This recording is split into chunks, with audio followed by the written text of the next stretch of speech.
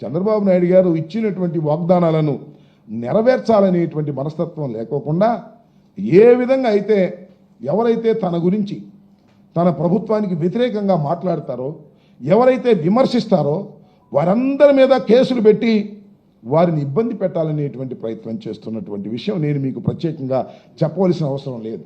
కొమ్మినేని శ్రీనివాసరావు గారిని హైదరాబాద్లో అరెస్ట్ చేసి తీసుకొచ్చారు.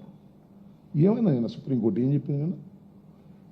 ఒక మోడరేటరు కూర్చున్నప్పుడు ఆయన నవ్వాడని చెప్పారు. అక్కడ నవ్వితే ఆయన మీద క్రిమినల్ కేసు పెడతారా? ఎవరైతే అనలిస్ట్ ఉన్నారో వారి మీద మీరు పెట్టుకోండి, తప్పలేదు. మీరు పెడతారా? 41 నోటీస్ ఇవ్వాల్సిన కేసులో మీరు ఎందుకు అరెస్ట్ చేసి తీసుకొచ్చారని సుప్రీంకోర్టు చివాట్లు పెట్టింది. అయినా చిత్రం ఏంటంటే దాని మీద ఎక్కడి దాకా వెళ్ళారంటే